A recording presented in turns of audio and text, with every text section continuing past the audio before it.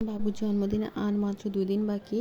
আর ওর জন্মদিনের আগেই ও যেহেতু মাছ পছন্দ করে, ওর জন্য অ্যাকোরিয়াম কিনে আনলাম। আর অ্যাকোরিয়ামটা কত টাকা পড়েছে, অ্যাকোরিয়ামের ভিতরে যে গাছগুলো আছে সেই গাছগুলোই বা কত টাকা লেগেছে, আর মাছ বা কত টাকার মাছ আমরা কিনেছি, সব কিছু আপনাদের সাথে শেয়ার করব। অবশ্যই ভিডিওটি স্কিপ না করে পুরো ভিডিওটি দেখুন।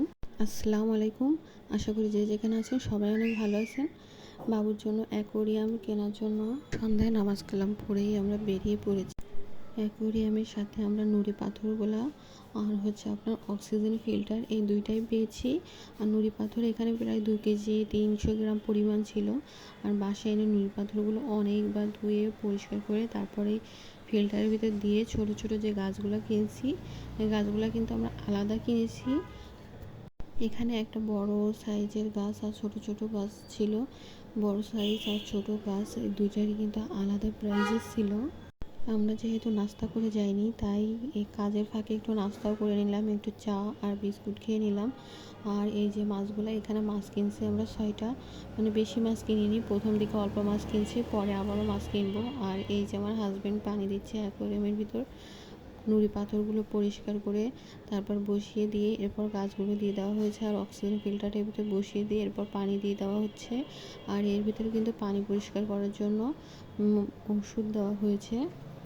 আর এই ছোটো ছোটো গাছগুলোর দাম ছিল 20 টাকা করে। এখানে আমরা 5টা গাছ নিয়েছি, আর বড় গাছটা নিয়েছে 100 টাকা। দোকানে আরও সুন্দর সুন্দর গাছ ছিল, কিন্তু সেগুলো আমরা নেইনি, ভাবছি এগুলো পরে নিব, আপাতত এগুলাই নিয়েছি। আর অ্যাকোয়ারিয়ামের দাম পড়েছে 2050 টাকা। সব মিলিয়ে আমাদের দাম পড়েছে 2540 টাকা। আর মাছগুলা হচ্ছে এখানে 2 রকমের মাছ আছে। এক রকমের মাছের জোড়া নিয়েছে 50 টাকা করে, আর এক রকমের মাছের জোড়া হচ্ছে 60 টাকা করে। ফিল্টারটা সুন্দর করে পরিষ্কার করে তারপর এই যে মাছগুলো আমরা দিয়ে দিচ্ছি। পানি দেওয়ার পর মাছগুলো দিয়ে দিচ্ছি। আর এই যে প্যাকেটে যে পানি সহই আমরা ফিল্টারের ভিতরে ঢেলে দিয়েছি। এর মধ্যে কোনো আলো বা লাইট, মানে লাইটের ব্যবস্থা এখনও করা হয়নি।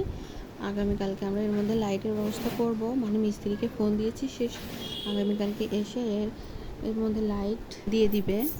সব কিছু দিয়ে সাজানোর পরে কিন্তু মাশাআল্লাহ অনেক সুন্দর লাগছে দেখতে। আর এই দেখুন, এই পাথরকুচিগুলো পরিষ্কার করতে গিয়ে আমার হাতের কি অবস্থা, আমার হাত তো জ্বলে পুড়ে ছাই হয়ে যাচ্ছে, নখও আমার ক্ষয় হয়ে গিয়েছে, হাতের অবস্থা খুবই খারাপ হয়ে গিয়েছে। এবার নুড়ি পাথরগুলো পরিষ্কার করতে গিয়ে 20 থেকে 22 বার মানে পানি দিয়ে হাত দিয়ে ভালো করে পরিষ্কার করে নিয়েছি। আর ধুতে গিয়ে আমার অবস্থা তো একদমই খারাপ। নুড়ি পাথরে ঘষা লেগে লেগে আমার নখে কিন্তু ক্ষয় হয়ে গেছে, দেখেই কিন্তু বোঝা যাচ্ছে সাদা সাদা হয়ে গেছে। আর হাতও কিন্তু প্রচুর জ্বলছে। যাই হোক, ভিডিওটি ভালো লাগলে অবশ্যই লাইক কমেন্ট শেয়ার দিয়ে পাশে থাকবেন। আল্লাহ হাফেজ।